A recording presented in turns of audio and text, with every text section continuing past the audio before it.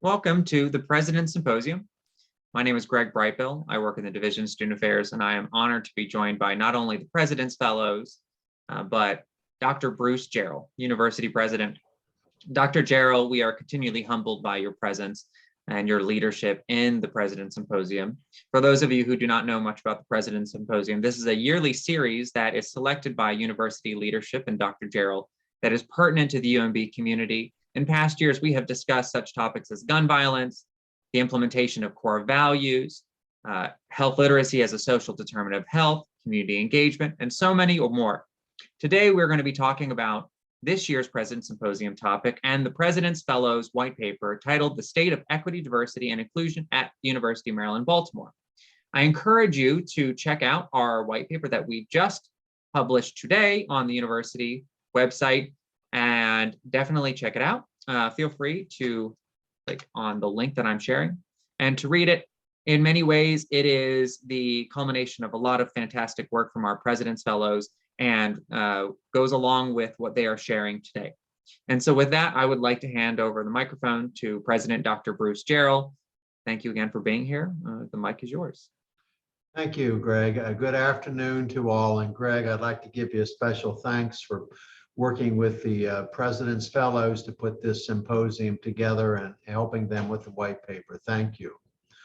I'm pleased to welcome all of you to the culminating event of this President's Symposium and White Paper Project. Thank you for being for this particular event this afternoon. The President's Symposium and White Paper Project is an interprofessional initiative. It engages faculty, staff, and students in a year-long conversation. And it's on a topic that's typically of interest and great importance to the university as well as its community. As I think many of you know, this year the fellows have focused on equity, diversity, and inclusion at UMB, something that is very important to me. One of the outcomes of this, I hope, is to help us move further along the map to having every person at UMB feel a sense of belonging and be supported to succeed. I also want to thank UMB's Chief Equity, Diversity, Inclusion Officer and Vice President, Dr. Diane Forbes Berthoud, for working with the fellows. Now it's my pleasure to introduce the folks that we all came to hear from this year's fellow. And let me just go through the list so that you'll know who's speaking. The first is Ms. Grace Lee in the School of Medicine, the MD program. Grace shared with us that she was interested in this year's project because diversity, equity, and inclusion is an opportunity to not only advocate for marginalized populations, but also an opportunity to enact change at UMB. As an institution that produces graduate professionals, embodying DEI into the foundation of the university is necessary in order for its students to thrive and continue to advance DEI in the future. Thank you, Grace. The second is Jeremy Oliver from the School of Dentistry, the DDS program. One of Jeremy's goals is to empower and implement initiatives that create increased higher education access to marginalized individuals in our communities.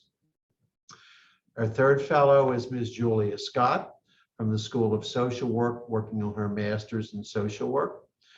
Julia was interested in this year's topic because we are in a critical moment in our country. We'd all agree with that. Issues of diversity, equity, and inclusion do not just impact our families and neighborhoods, but also our educational and professional spheres. We want our community to reflect the diverse people that we serve. Next is Kyla Nolan, who's a PhD candidate in the graduate school in the life sciences and molecular medicine. Kyla knows that the campus climate on diversity plays into the overall experience of UMB students, staff, and faculty. And it's very important to address this. Last is Marcella Leith from the School of Nursing in the DNP program. Marcella felt a duty to participate because, in her words, inaction is passive agreement. Intentional blindness enables the suppressor. She aims to build from, lead, and encourage others in encouraging and exploring the uncomfortable truths of our current society. As a nurse, she has witnessed firsthand the effect of inequity in healthcare for individuals and community. I believe that we must know our past to shape a different, more equitable future. Appreciate the thoughtfulness of this group, which you've just heard, and the effort that they put into this work. So with that, now, Greg, I turn it back to you. Let's hear from them as a group. Thank you.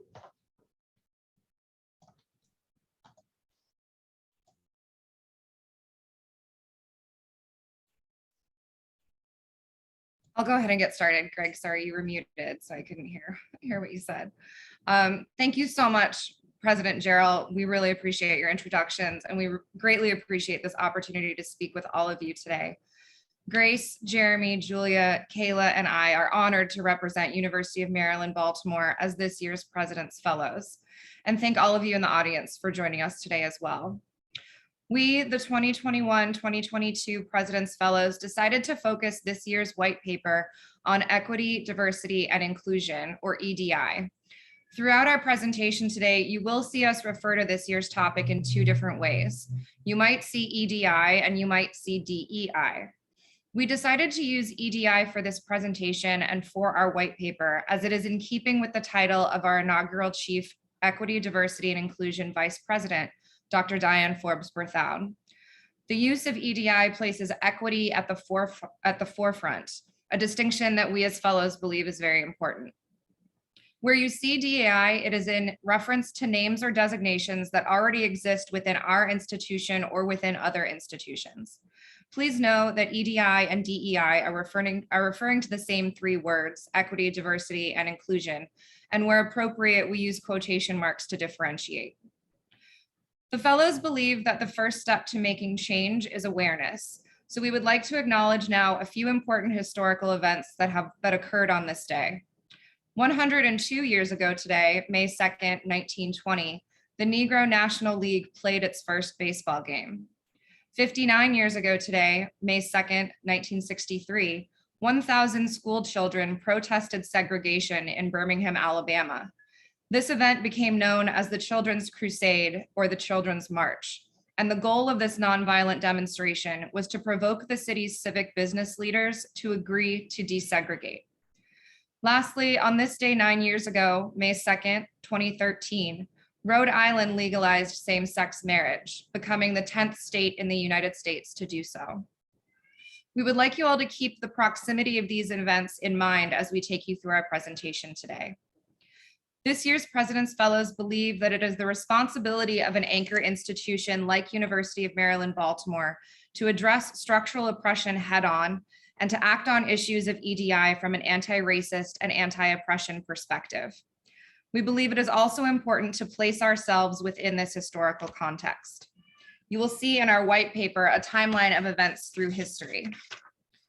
In this spirit, we, the President's Fellows, embarked on a journey of research and interviews to determine the state of EDI at UMB and the best practices that can be integrated on the student, faculty, and staff levels to demonstrate the institution's commitment to EDI-informed curriculum and inclusive leadership. Greg, could you advance the slide, please? So our objectives for today include gaining a better understanding of equity, diversity, and inclusion at UMB, exploring how other institutions are developing EDI, analyzing various pedagogies and theories regarding curriculum, as well as looking at current EDI practices for curriculum. And lastly, our recommendation for operationalizing EDI in higher education. Next slide. Defining important terms allows us to start from a place of understanding and to build our knowledge together. For the purposes of this presentation, we would like to introduce our shared language so that we can begin this conversation from a similar starting point. Our first term is equity, and it refers to the process of creating equivalent outcomes for members of historically underrepresented groups and oppressed individuals. This includes the elimination of policies, practices, attitudes, and cultural messages that reinforce or fail to eliminate differential outcomes by group identity or background and economic, educational, health, or criminal justice status. Sometimes equity means health equity and equity in outcomes or data. Equity also includes fairness in salaries and resources. Next slide. Diversity refers to all the ways in which people differ and all the characteristics that make individuals different from each other, and in its most basic form refers to heterogeneity. Examples of these differences include primary characteristics such as age, race, gender, ethnicity, mental and physical abilities, and sexual orientation, and secondary characteristics such as income, education, religion, work experience, language skills, geographic location, family status, and military affiliation. Diversity is a representation of all people at all levels and within institutions of higher education. This refers to students, faculty, staff, and leadership. Next slide. Inclusion authentically brings the perspectives and contributions of all people to the table. Inclusion equitably distributes power and incorporates needs, assets, and perspectives into the design and implementation of processes, policies, structures, activities, and decision-making. Inclusion exists when traditionally marginalized individuals and groups feel a sense of belonging and are empowered to participate in majority culture as full and valued members of the community, shaping and redefining that culture in different ways. In higher education institutions, an inclusive climate involves the transformation of institutional policies, structures, and activities in order to maximize the diverse talents, backgrounds, and perspectives of all students, faculty, administrators, and staff. Inclusion asks the question, is everyone here represented, and do they feel comfortable speaking up? Next slide. Inclusive leaders make a significant contribution to enhancing not only diversity, but also the performance of individuals and institutions. Inclusive leadership improves innovation and competitiveness, attracts and retains diverse talents, and creates an inclusive culture within an institution. Next slide. And finally, we present our definition of EDI-informed curriculum. Similar to the concept of trauma-informed care, which some of our audience may be familiar with, EDI-informed curriculum aims to address the harms and barriers that marginalized and/or underrepresented students have traditionally faced in classrooms of higher education. These barriers often result in a lack of sense of belonging, poor academic performance, and decreased educational access. Next slide. We will start by speaking about leadership. Through our research, we evaluated various leadership strategies taken at both UMB as well as alternate institutions and organizations. Through our researching of the various strategic plans, we found that everyone seems to follow a generalized framework, and that's as follows: define, create, facilitate, communicate, and then evaluate. Define meaning defining the mission, the vision, where we plan to see this going long term.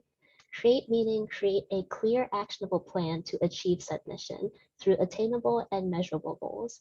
These goals include units of measurement, expected timelines, responsible units or bodies of people, as well as any probable or allocated budget to attain these goals. Facilitate we found to be pretty synonymous with accountability, and that's either providing an incentive to follow through or having both the consequence as well as any necessary action steps for those who don't, to try and get them on the same page and they can follow through in the future. The facilitate step also includes developing mechanisms of buy-in for any stakeholders as well as any leaders in this process. Communicate revolves around the progress, the roadblocks, and the strategic plan overall, and the plan needs to be easily accessible. Communicate also regards having regular updates to everyone and the surrounding community. And then lastly, evaluate and reevaluate. This ensures that continued progress is made at any institution as years progress and as the initial goals are achieved. This ensures that no one is ever stagnant and that we can continue to make new goals and keep the cycle going. Next slide, please. Our team next sought to to evaluate the leadership at UMB, specifically across all 7 colleges, with respect to its overall structure and implementation under these categories that Grace has described. And we further define these subcategories as access, accountability, leadership groups, starting young, training, and university engagement.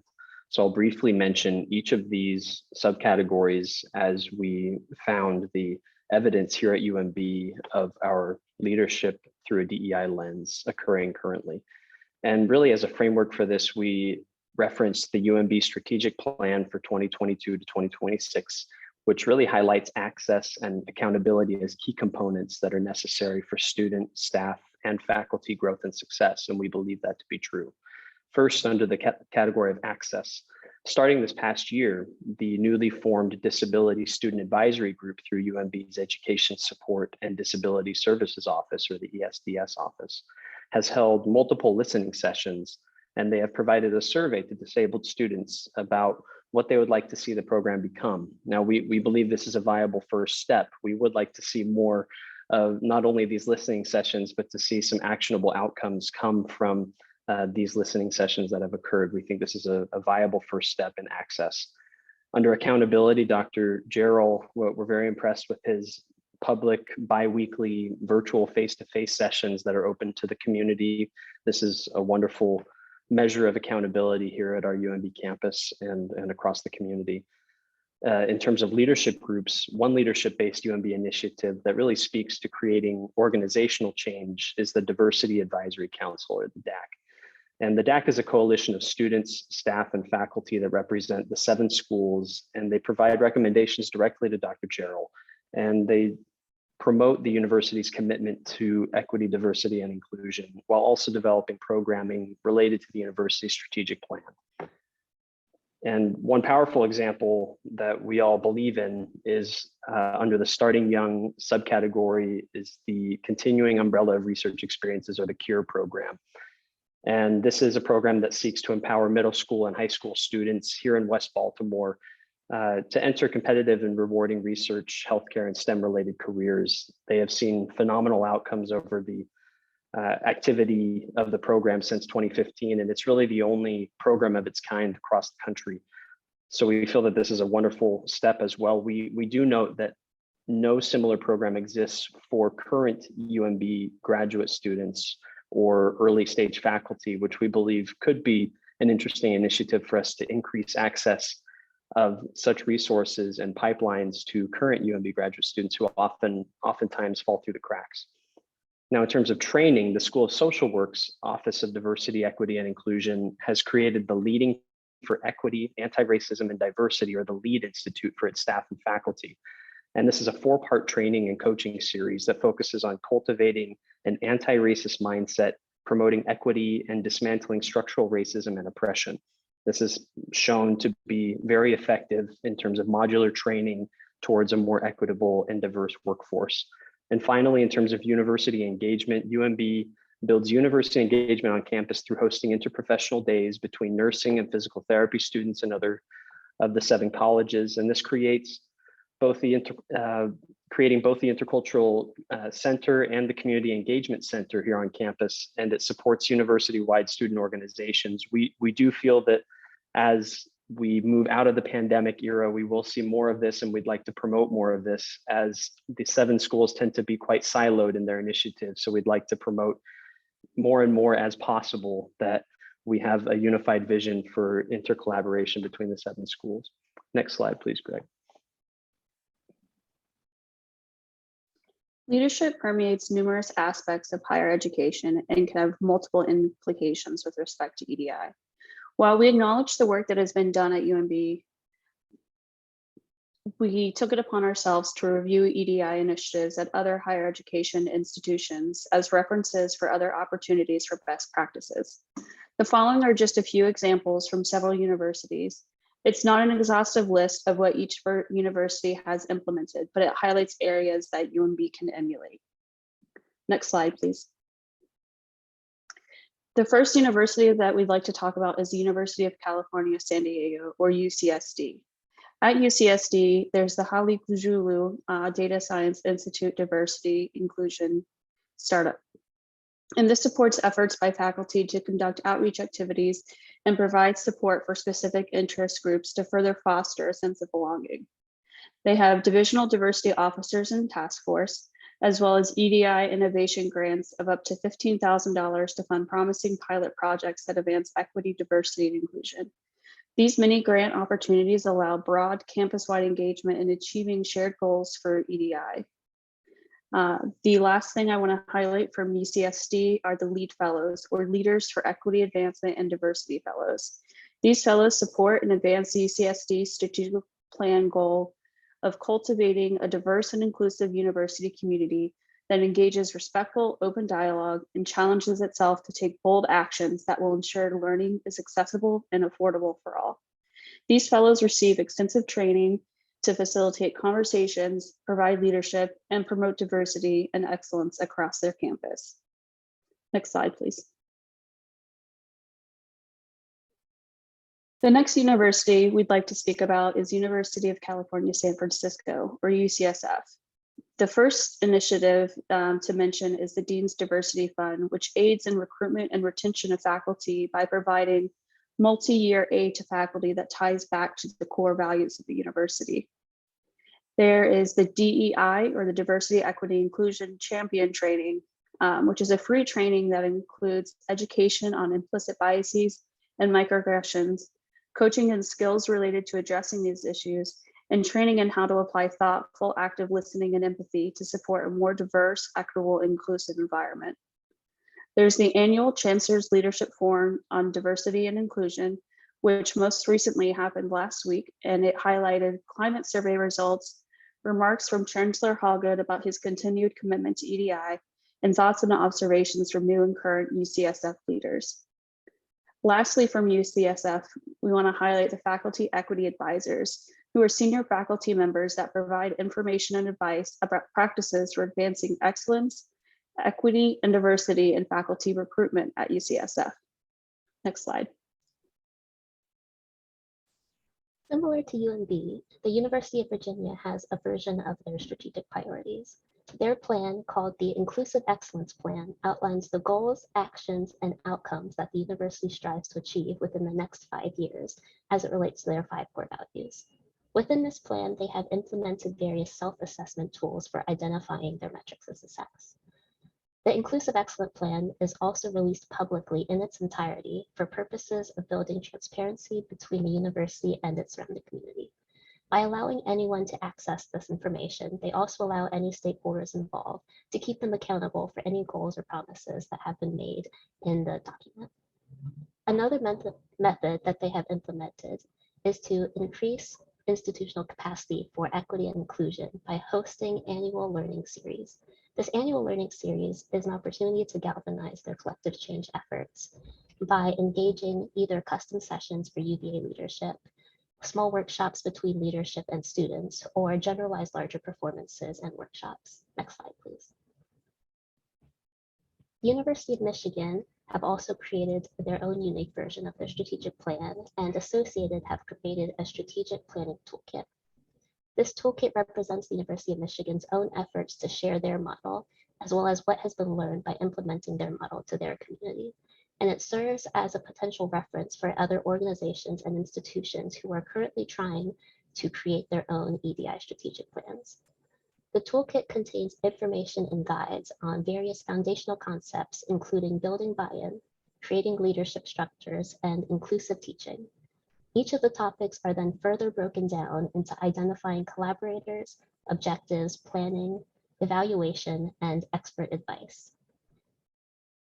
When the university revealed their strategic plan for EDI in 2016, they also began hosting EDI Summits each year as an opportunity to provide an updated information as well as transparency in their process. The EDI Summit occurs during the fall semester of the academic year, and it includes a campus-wide community assembly with a keynote speaker, numerous college and unit-wide events across campus, as well as a community update that highlights segments of the annual DEI report. This report is created each year in an effort to both support the work that has been done over previous years, as well as provide clarity in the 5-year EDI strategic planning process. Next slide, please.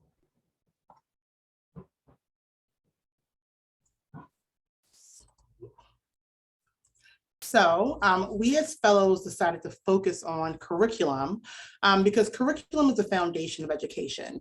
It informs not only what and how individuals learn, but also shows what is deemed valuable knowledge. Curriculum informs how we think and engage with the world around us. It greatly impacts how we decide who and which communities are important. And lastly, it plays a significant role in shaping a school's academic reputation and provides a glimpse into the concepts and ideas that a school prioritizes. Next slide. With that in mind, we explored some examples of EDI impacting curriculum. We researched decolonize the curriculum movement, critical race theory, and the theory of hidden curriculum.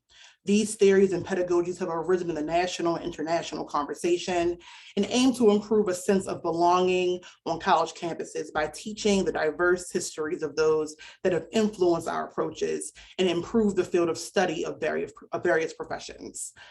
We know that most institutions have used curriculum content as a tool to further indoctrinate students into white intellectual traditions, and in practice known as the colonization of the curriculum. So the Decolonize the Curriculum movement was established to fight traditional colonial concepts and practices within the classroom by creating spaces and resources for dialogue among all members of the university on how to imagine and envision all cultures and knowledge systems in the curriculum, and with respect to what is being taught and how it frames the world. So with this movement, marginalized students, staff, and faculty are not merely asking for institutions to add more Black and Indigenous and people of color writers or academics, or just to cover LGBTQ+ topics. They are suggesting that we completely restructure what and how we learn. This movement challenges us to expand how we view the world and work with each other. And when we use more inclusive frameworks, we can more significantly impact the communities that we serve. Next up, we have critical race theory, or CRT. Critical race theory is a pedagogy that examines the way race and racism impact law and society and the efforts needed to transform that society. It aims to focus on the centrality of race and racism in society. It challenges us to dominant ideologies that we believe in and pushes a commitment to social justice. And lastly, we have the theory of hidden curriculum. Hidden curriculum is the unwritten, unofficial, and often unintended lessons, values, and perspectives that students learn in school.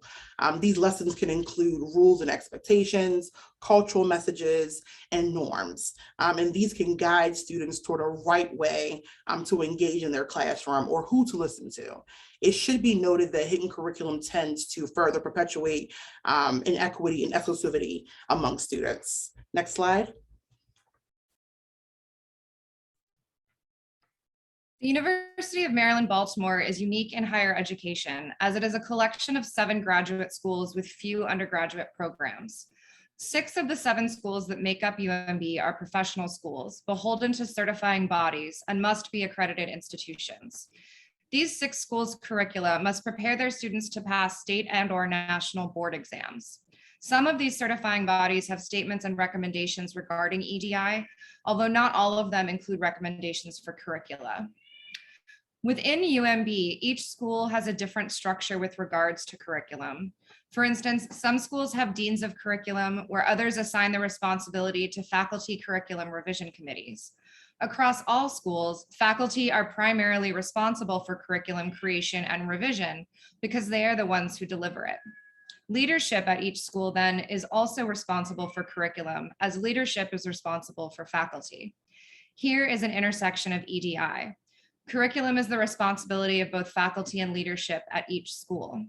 To create EDI-informed curriculum, faculty must be diverse, with an awareness of and sensitivity to EDI. Subsequently, school leadership must hold faculty accountable for creating curriculum that teaches from an EDI lens. Some examples of what UMB is already doing with regards to developing and implementing EDI-informed curriculum include the use of United States Department of Health and Human Services Healthy People 2030 Social Determinants of Health Goals and Principles in clinical lectures and content. For those unfamiliar with the social determinants of health, they are defined as the conditions in the environments where people are born, live, learn, work, play, worship, and age that affect a wide range of health, functioning, and quality of life outcomes and risks. They can be grouped into 5 domains, illustrated by the infographic to the right of this slide. UMB also has a certificate program for intercultural leadership and a Master's of Science in DEI leadership. Some of the 7 schools utilize an educational content review committee that format the reviews reviews all materials the students interact with within the classroom. Other schools have courses on critical race theory and race law and technology. Some schools have already or are currently working on curriculum revisions, which incorporate the new American Association of Colleges of Nursing Essentials and Association of American Medical Colleges Strategic Diversity Planning Toolkit recommendations.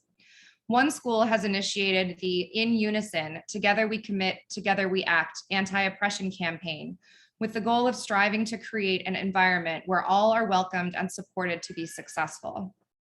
And lastly, another of the 7 schools has created a prerequisite course entitled A Brief History of Oppression and Resistance, an Introduction, which all students are required to take prior to the initiation of their academic program.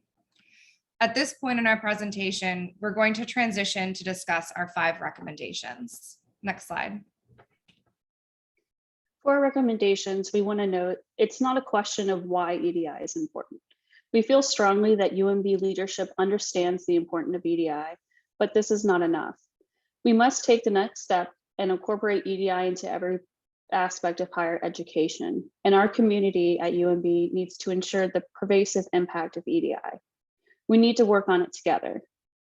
By providing the following recommendations, we, the President's Fellows, believe the UMB community can work together towards creating an EDI-informed campus environment that fosters a greater sense of belonging, engagement, and success. Next slide.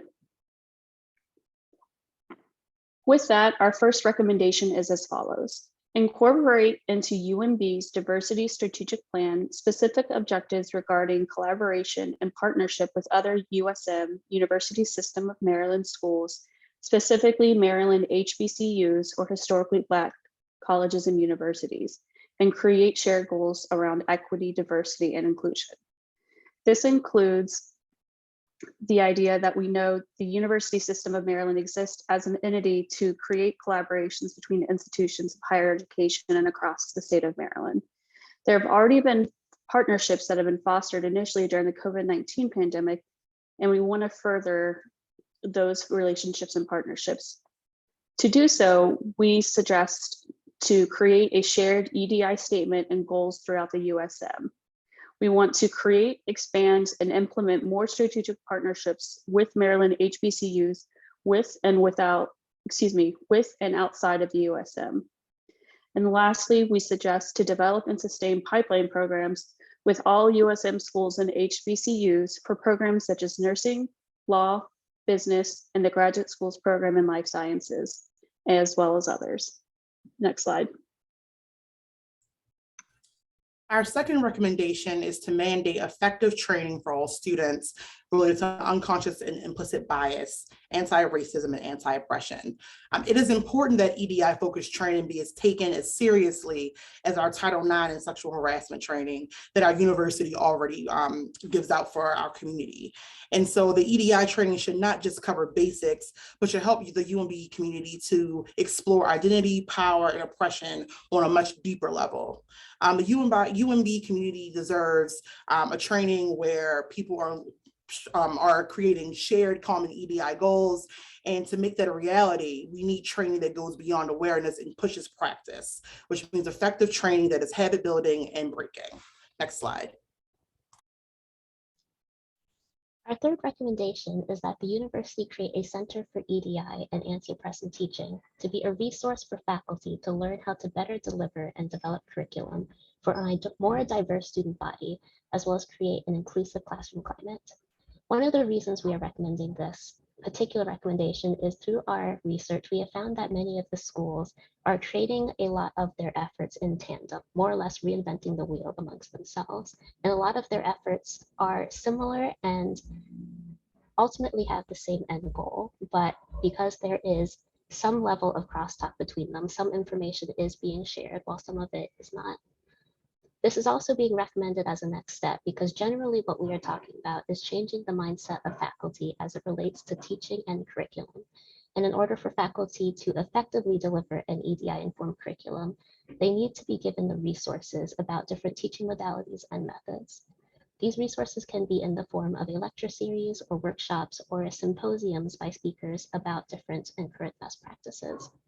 But what would be learned in the center is not only how to deliver EDI, but also how to incorporate equity into daily teaching practices. On the flip side, we are also ensuring that our faculty are being supported and equipped to give the best education that they can. UMB has already incorporated this in a way by having the training of anti-oppression and professional development available under the Intercultural Center, and this is available to anyone at one's request. This training is meant to strengthen the understanding of diversity, inclusion, equity, justice, anti-racism, and anti-oppression in the application of professional practice. I believe we can all agree that for our faculty and for any of our students who will go on to become faculty, either at this institution or another, we need to do all that we can to set them up for success. And therefore, with this recommendation, we are requesting an investment of resources to develop a center for teaching, where faculty members could come and work with coaches and learn the current ways to speak about equity in their respective disciplines and to learn to teach to different learning styles for all students. Next slide, please. Our fourth recommendation is to require equity in resources received by individual school EDI deans and/or departments so that they have the resources they need to achieve EDI programming, goals, and initiatives in their schools. In the book, America's Unmet Promise, written by scholars from the Center for Urban Education and published by the Association of American Colleges and Universities, 5 principles were outlined for creating equity by design. These principles are clarity in language, goals, and measures is vital to effective equitable practices. Equity-mindedness should be the guiding paradigm for language and actions. Equitable practices and policies are to be designed to accommodate differences in the context of students' learning, not to treat all students the same, but to provide what individual students need to be successful. Enacting equity requires a continual process of learning, disaggregating data, and questioning assumptions about relevance and effectiveness, and that equity must be enacted as a pervasive institution and system-wide principle. The current structure of DEI departments across UMB differs greatly. One difference is the use of titles. 6 schools have DEI deans and 1 has a DEI officer. We ask the question, why is this? And what does this difference say about individual schools' commitment to EDI? Another difference in structure is that some DEI deans have a budget and staff, while other deans share responsibilities between their DEI dean duties, admissions office duties, and full-time clinical practice. This greatly splits deans' focus and time that could be spent on EDI programming, goals, and initiatives at their schools that their multiple duties do not allow for. We believe that for UMB to truly demonstrate their value of equity, we must ensure each school's EDI departments have resource equity. This recommendation also came out of feedback from our interviewees who support resource equity for all school DEI departments. And finally, we believe that equity in resources will allow deans and officers to spend more time and energy focused on school and institutional DEI efforts and goals. With this recommendation, we would also call for some kind of unity of titles across the institution to demonstrate the importance of shared language. Next. And now our 5th and final recommendation, closing the loop on this 4th one that Marcella has introduced us to, is to hire an equity team to work with both the Education Support and Disability Services Department, or the ESDS, and with our UMB Chief Diversity Officers Department to evaluate, research, explore, and advise UMB as an institution regarding its accessibility to all students. Now, first and foremost, we believe that it is crucial for us to understand that diversity entails much more than just race. We understand that access for all students, staff, and faculty is a critical issue here on our campus. And there is a need to unify our EDI initiatives across all 7 schools. Now, of course, we have an EDI vice president, we have the EI offices and departments, and EDI is pervasive across all of our different schools. But having done our research as fellows this entire year, we believe that we need a more unified voice across all 7 schools. It is not the primary responsibility of any one person or department to address these issues. It is all of our responsibilities, and it incumbent upon all of us to continue this tradition throughout our colleges and our schools, and to really unify our voice. And by hiring a dedicated team that can work with these different departments within our campus, it will integrate and increase accessibility to these EDI initiatives. And it will provide this necessary outside perspective to couple with our insiders' perspective with our experts that are already hired within. And it will allow for a greater transformation and recognition of which areas really need improvement here on our campus. And we feel strongly that this will increase the unified voice that we believe UMB needs to have and can have with the necessary efforts put in place. And with that final recommendation, we would like to conclude our presentation. If Greg could advance just one more slide, we have a non-exhaustive list of acknowledgments of the many people who brought this entire project together. We would encourage you to read the paper that was published today online to fully appreciate the body of work and all of the people who made it possible, even if they're not listed on this slide. We had just a tremendous amount of support all across our campus, and we'd like to thank all of them individually and collectively for this wonderful work. And we would love to address any of your questions. Thank you so much.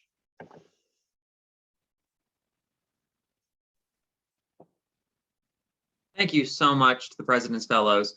I'm honored that you all were able to not only conduct such in-depth research on diversity, equity, and inclusion, or equity, diversity, and inclusion, but also to make such strong recommendations for the campus community. And so now what we're going to do is we're going to open it up to a Q&A. You may either use the Q&A function within the chat to submit a question. If you have a question, please also inform me if you would like to ask the question yourself to the President's Fellows so that I know to unmute you. Otherwise, I will ask the question anonymously. You may also message me directly in the chat and I will ask the question. Again, if you want it to be anonymous, just tell me in your message that you would like it to be anonymous. Otherwise, I will ask it on your behalf. And so I'm going to start off by opening up the Q&A to Dr. Bruce Jarrell and Dr. Diane Forbes Berthoud, as well as to any of the other deans. Dr. Jarrell, Dr. Berthoud, Dr. Forbes Berthoud, do you all have any questions that you would like to start? Well, I would first of all like to start by thanking the fellows. It was obviously a good year spent, which these days counts for a lot. And I think your recommendations are very straightforward. I believe that there are a number of things that we already have in the cooker to address some of these, and there are a number of things that we need to work on, including uniformity. And that's one of the things that I heard throughout here, that we've not been uniform from school to school. So I appreciate that. And that is something that certainly we can work on to be more consistent about things. The other thing that I heard was that there are some of these other activities, like for example, this year, we started an academy for educators to teach them better pedagogy, better methods that way. I don't know that we put an emphasis on EDI in that, and so you're pointing out to us that we will need to do that. So I think you've given me a number of action items that we can certainly begin to address. And I think Dr. Ward is on as well, and he may have a question, but Dr. Forbes Berthoud, questions? More like congratulations to the fellows, great work. I'll open the floor for questions. I'll be making closing remarks. I really appreciate particularly the ways in which we can integrate EDI and USM partnerships and collaboration in our diversity strategic plan that will be kicking off in the next few months in terms of planning. So I really appreciate that, and the challenges and opportunities for transformation and inclusion in the curriculum. So thank you for that. I'll open it to questions for others. Thank you.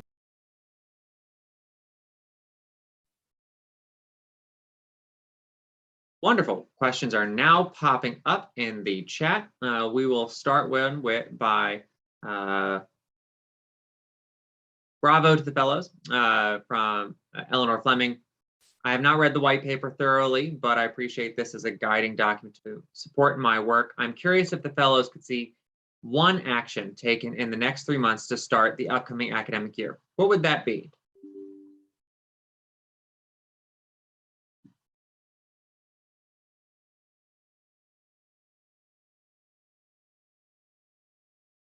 very good question. Marcella, you want to take a jump? I was gonna, I'll take a stab at it. That's a great question. I think it's difficult, given the fact that the semester is ending, and that graduation is happening. You know, it's always the toughest times are always the beginning and the end of a semester. I think that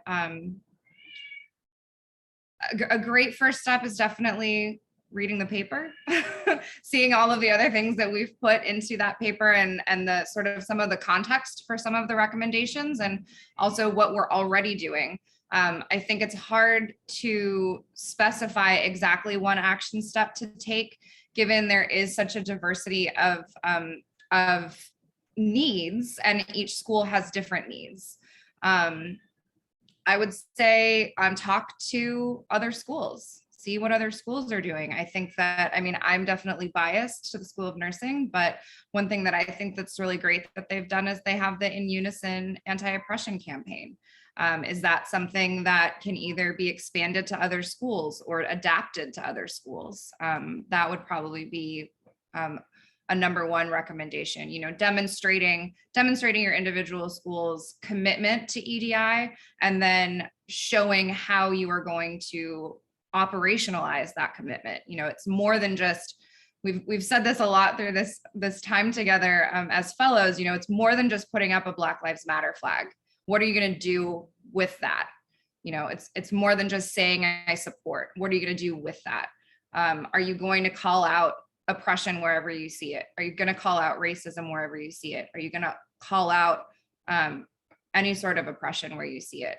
So educating yourself, there's all of the implicit biases, little online tests that you can do from Harvard University. So you can start with your own awareness and then move from there and see how you can put that into practice for yourselves. I do want to add to what Marcella said. She said it is a difficult time because we are at the beginning or the end of the year. And on the flip, I want to say because we're at the end of the year, that's almost actually a great opportunity because the year is coming to a close and any changes that either we want to research more or we want to implement do not have to be done while the curriculum is actively ongoing or while leadership groups are actively in effect. And we have the summer to, while the students are out or over their summer break, to do further research and to take our time into discerning what is the one move that we want to look more into and we want to try to make, or what part of our curriculum do we want to reevaluate and circle back with other members of the community or other schools and research that further. I would like to pop in as well and just reiterate what Dr. Diane Forbes Berthoud mentioned earlier is that the diversity strategic planning is happening in the next few months. And so it's a great time and opportunity to address our first recommendation.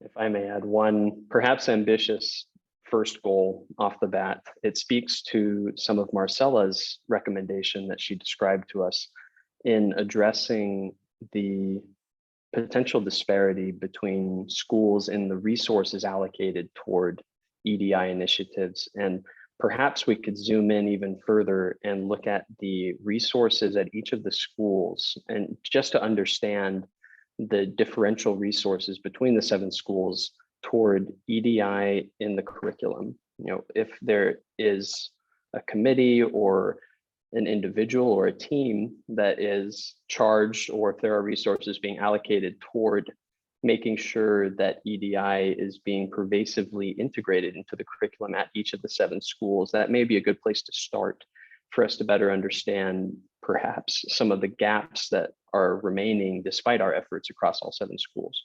That's just one thought. Just so that way we're conscious of our time, I'm going to give you another question and ask it to go live from Dr. Halimia Polk.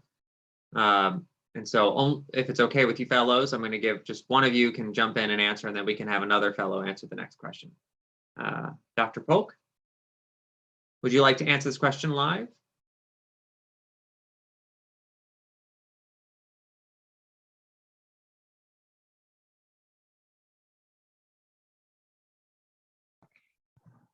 Dr. Polk? Yeah, okay. The question I had was what with the recommendation to have a kind of an overall committee supervising EDI at the different 7 colleges.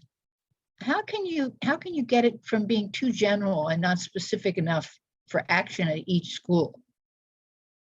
I mean, that could be, very top heavy rather than attentive to the needs of each EDI situation at the schools.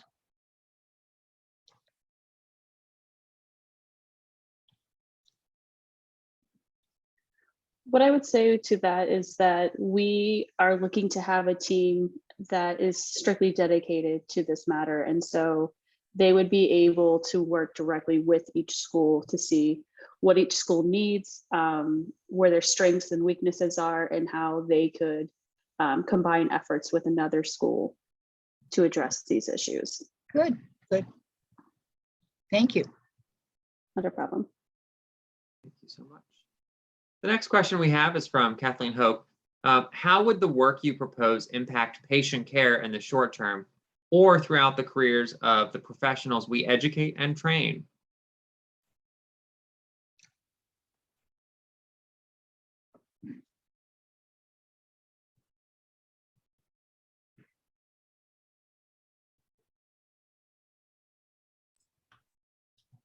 Well, I will say I'm not for the first part of the question. I just think a little bit more deeply on that part. But I do think that one of the first parts of EDI education is kind of starting with self. And so that starts in the classroom.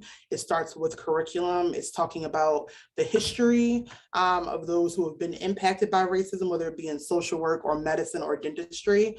And so that hopefully as that person is going through that education, they are recognizing their own biases. They're recognizing how they can get tripped up. They're recognizing like the issues that are a part of the system that we work in. And so from there, hopefully that will impact patient care. But I think that eventually, like the first part is recognizing like what the education is, looking at the curriculum, and then doing some self-work to work through that. Fantastic. And wrapping it up, because we are getting close on our time, in one sentence or less from each of you, what did you learn during this process that might inform your future work in your individual field? And that question is from Dr. Patty Alvarez. We'll start with Marcella. Put me on the spot, Greg. Dr. Alvarez, that's a great question. I definitely have, this whole project has sort of, to use one of my mom's terms, increased my spidey senses. So that definitely every time I'm in the hospital and I'm looking through Epic, I'm checking, are the social determinants of health for my patients filled out? What are the reasons that my patient's having a hypertensive crisis right now? Is it because they can't afford their medications? So like I'm constantly trying to think about not just treating what's going on right in front of me, but how to prevent the next situation, specifically from an EDI access sort of lens. And talking about that in rounds or with whoever else I'm working with, so that it's not just me working on that issue, it's also raising the awareness for a patient population for everyone on the team.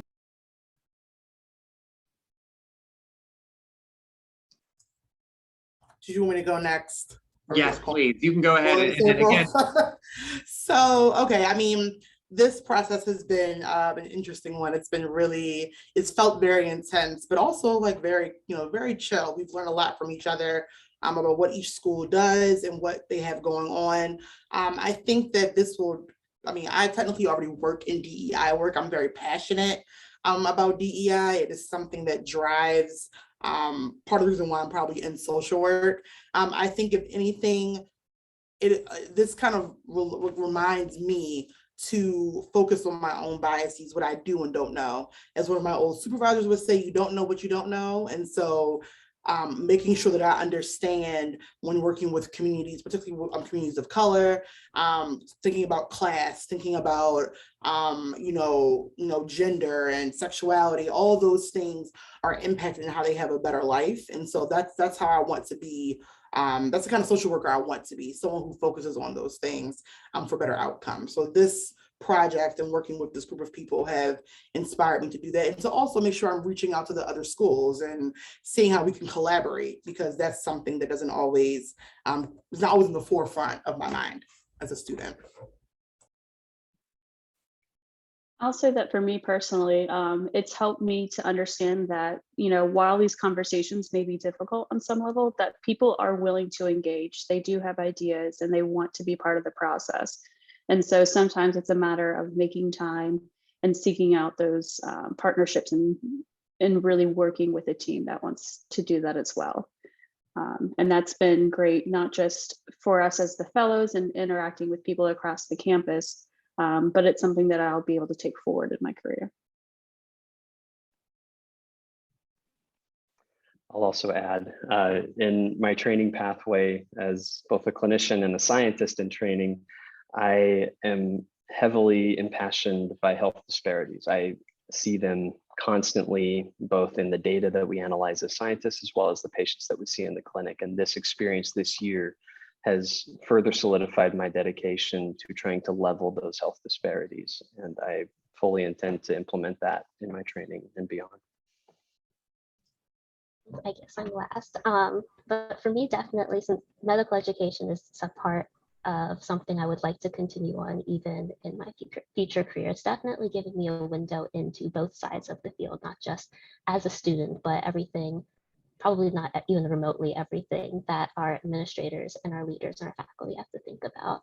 And it's also given me more appreciation of what I would be looking for as I go through in the future, whether it be looking for a residency program or when it goes to look for maybe a job I want to go for in the future, where I fit into that equation and what are the different opportunities that maybe I can bring, even if they aren't already there, and where can I advocate and start from there.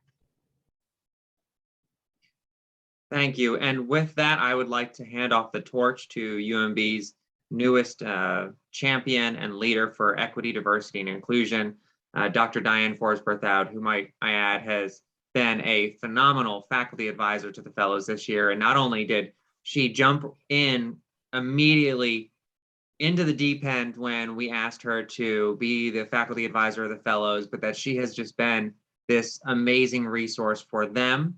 She has attended many of their Sunday evening meetings, and I cannot thank her enough for myself, but also on behalf of the fellows for the work that she has done and continues to do to make our institution a more equitable, diverse, and honestly an amazing place for all of us to exist and to work. And so, Dr. Forbes Berthoud, the torch is yours to give a closing, but thank you again. Thank you so much. Thank you, Greg. Thank you to the fellows, and thank you for this opportunity to serve. For me, it's been a joy.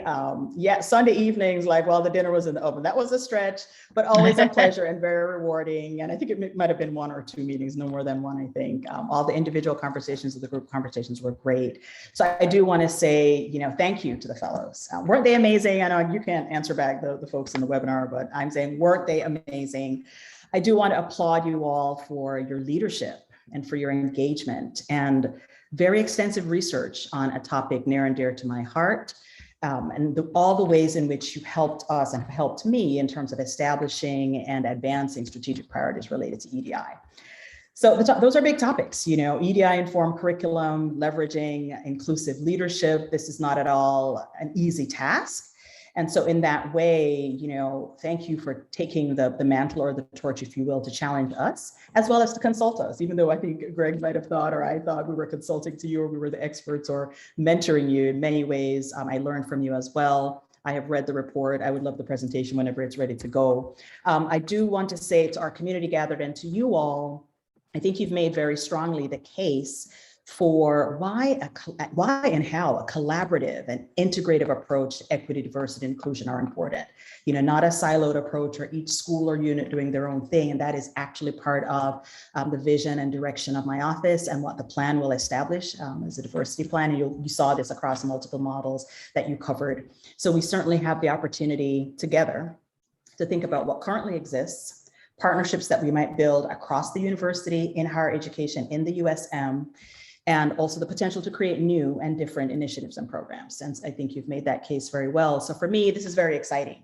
and that this has happened in the first year that I was here, and that I can now partner with you all going together. So in concluding, I would love to be in conversation with you all and all of our UMB community, particularly around the specific areas around curriculum, pedagogy, creating a more inclusive environment, anti-racism, so that we can together advance that at UMB. And I thank you all so very much for your amazing, expert, thorough work. It's been a pleasure, and congratulations. Thank you very much. Thank you, Greg.